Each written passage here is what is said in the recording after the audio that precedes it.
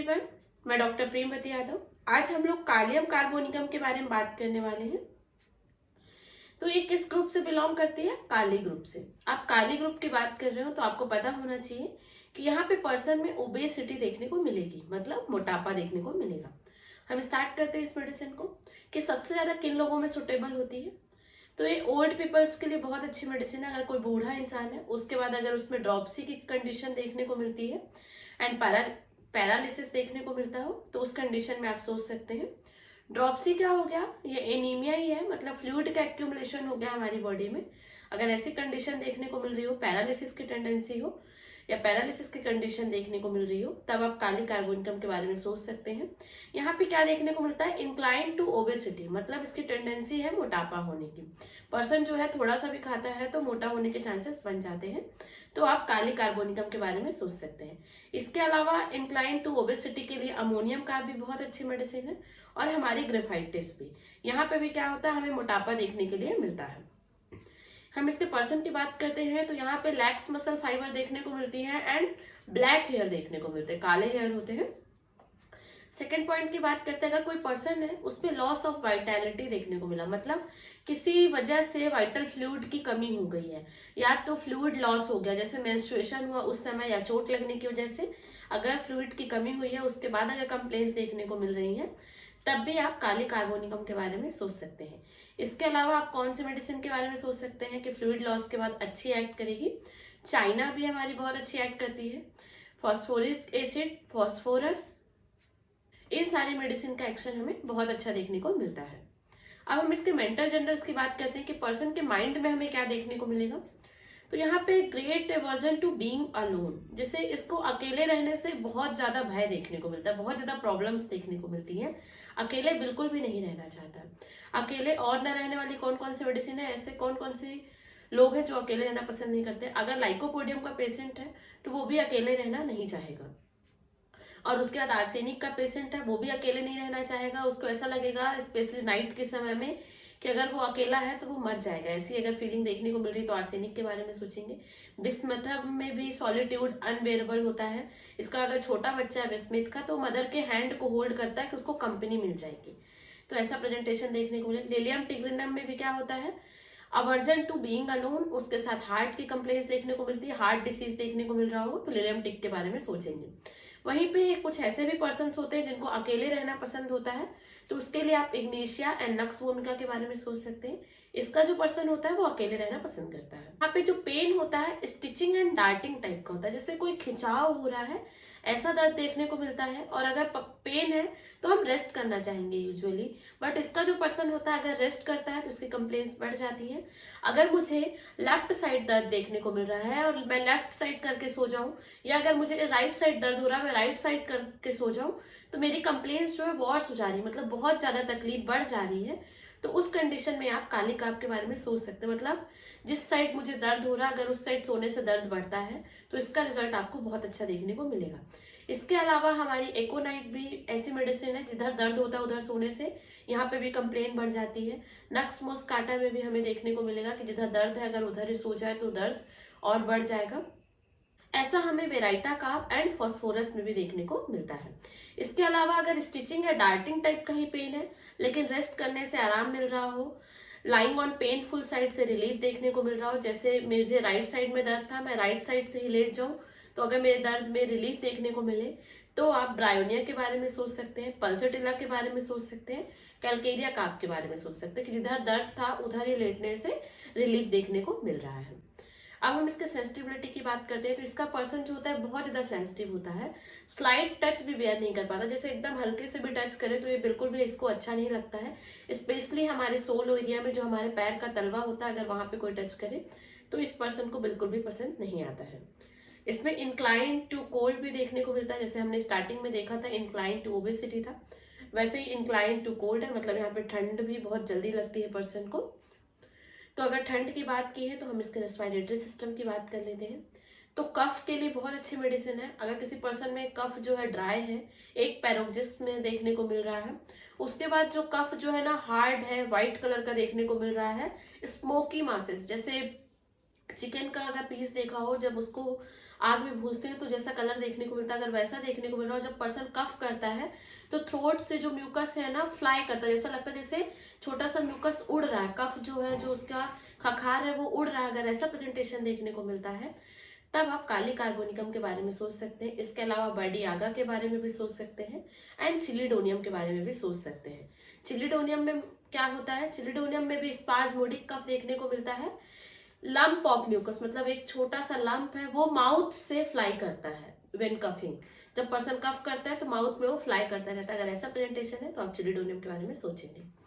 ये अस्थमा के लिए भी काली कार्ब हमारी बहुत अच्छी मेडिसिन है। अगर किसी पर्सन को अस्थमा है, उसकी कंडीशन सुबह 2 से 4 बजे वॉस्ट हो जाती है 2 to 4 AM, और उसके बाद पर्सन को बैठने से बेंडिंग फॉरवर्ड मतलब मैं आगे की तरफ झुकूं जैसे अभी मैं बैठी हुई हूँ सिटिंग पोजीशन से, अगर उसमें रिलीफ देखने को मिल रहा हो, और उसके बाद एक्सेसिव मूवमेंट करने से, रॉक करने से, जैसे अब मैं रॉक डांस करने लगूं, कोई भी ऐसी चीज जो मुझे ज्यादा मूवमेंट करवाए, अगर ऐसे प्रेजेंटेशन देखने को मिले और अस्थमा के सिम्टम में रिलीफ देखने को ऐसे मिलता हो, तब आप काली कार्ब के बारे में सोच सकते हैं। इसका रिजल्ट आपको काफी अच्छा देखने को मिलेगा।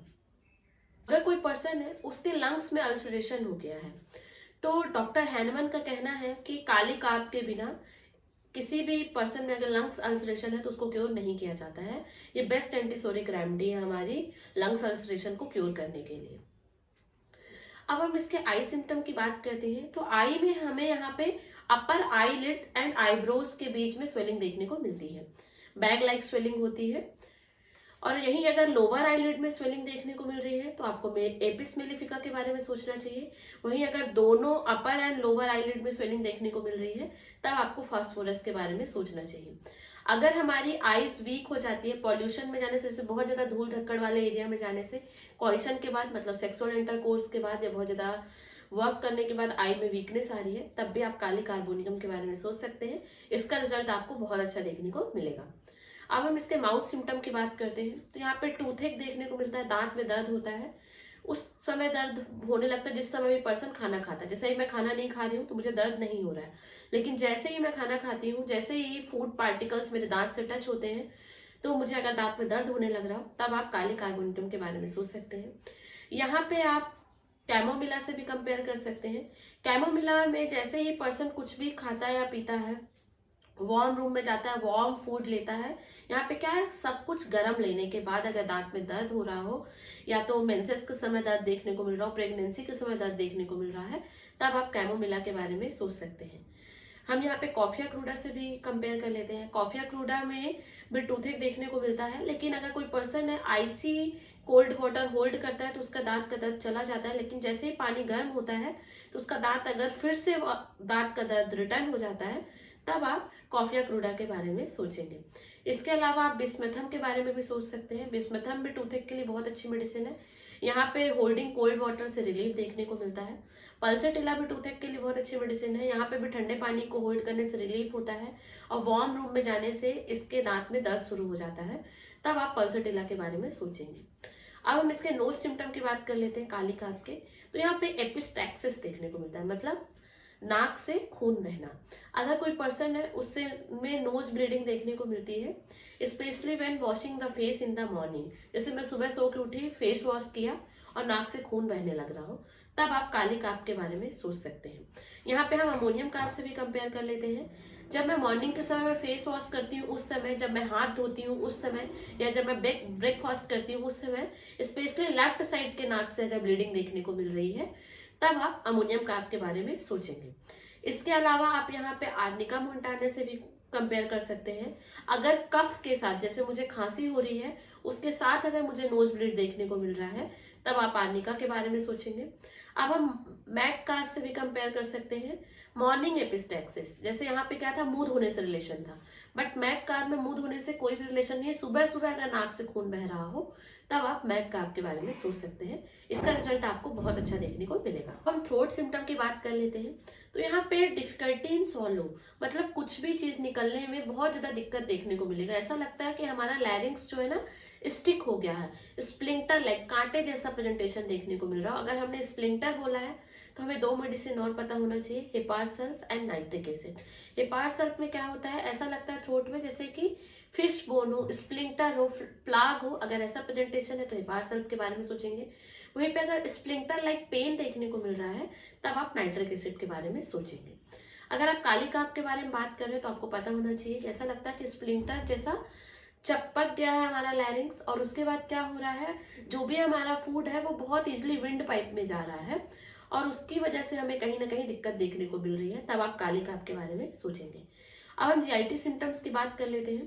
तो इसका जो एब्डोमेन होता है बहुत ज़्यादा सेंसिटिव होता है, बहुत ज़्यादा गैस भरी होती है। जो भी ये फूड लेता है या ड्रिंक लेता है वो सब कुछ गैस में कन्वर्ट हो जाती है। Every food particles turn into gas. तब आप काली काप के बारे में सोच सकते हैं। ऐसा लगता है पेट जो है बर्स्ट हो जाएगा, इतनी ज़्यादा गैस भरी है ना कि उसको ऐसा लगता है कि अब ये जो पेट है फटने वाला है। ऐसा प्रेजेंटेशन काली काप में देखने को मिलता है। इसके अलावा आइडम में भी देखने को मिलता है कि मॉर्निंग से नाइट तक इरेक्टेशन बनी होती है, हर एक फूड पार्टिकल यहाँ पे भी गैस में कन्वर्ट हो जाता है, तब आप आइडम देंगे। अब हम काली काप के कॉन्स्टिपेशन की बात कर लेते हैं। तो यहाँ पे स्टूल जो है बहुत ज्यादा हार्ड देखने को मिलता है, लार्ज साइज का देखने को मिलता है। एन आवर या बिफोर 2 आवर बहुत ज्यादा दर्द देखने को मिलता है। अब हम इसके मेंसेस की बात करते हैं। तो ये मेंसेस के लिए बहुत अच्छी मेडिसिन है। अगर कोई वुमेन है उसको बहुत ज्यादा बैड फील होने लगता है मेंसेस के समय, बहुत ज्यादा वीक फील करने लगती है, बिफोर एंड ड्यूरिंग मेंस्ट्रुएशन बैकएक देखने को मिल रहा है, मतलब मेंसेस आने से पहले और मेंसेस जिस समय चल रहा हो उस समय कमर का दर्द बना हुआ है, तब भी आप काली काप के बारे में सोच सकते हैं। इसका रिजल्ट आपको बहुत अच्छा देखने को मिलेगा। अब हम इसके हार्ट सिम्टम की बात करते हैं। तो इसमें फैटी डिजनरेशन ऑफ हार्ट, मतलब फैट का डिपोजिशन देखने को मिलता है, डिजनरेशन देखने को मिलता है।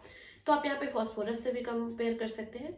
और हार्ट में ऐसा सेंसेशन आता है कि सस्पेंडेड बाय अ थ्रेड, मतलब हार्ट जो है हमारा दिल जो है धागे से लटका हुआ है। तो ऐसा सेंसेशन हमें लैकोसिस में भी देखने को मिलता है। अब हम इसके कॉम्प्लीमेंट्री की बात कर लेते हैं कि अगर किसी पर्सन को आपने काली काप दी है तो उसके बाद अगर कुछ इंप्रूवमेंट है बट प्रॉपर क्योर नहीं हुआ है तब आप कार्बोवेज दे सकते हैं। ये इसके एक्शन को कंप्लीट करती है। अगर किसी पर्सन को कफ था और आपने काली सल्फ दी है, फॉस्फोरस दी है, स्टेनम दी है लूज विस्किट कफ के लिए, तो उसके बाद आप काली काप दे सकते हैं। इसका रिजल्ट आपको बहुत अच्छा देखने को मिलेगा। अगर आप मुझसे ट्रीटमेंट लेना चाहते हैं तो आप मुझे कांटेक्ट कर सकते हैं 7415107494 पे। ज़्यादा इंक्वायरी के लिए आप मुझे इंस्टाग्राम पे फॉलो कर सकते हैं डॉक्टर.प्रेमवती यादव। अगर आपको ये वीडियो पसंद आई हो और चैनल में नए हैं, चैनल को सब्सक्राइब कीजिए, वीडियो को लाइक कीजिए, फ्रेंड्स एंड फैमिली के साथ शेयर कीजिए। Thank you for watching.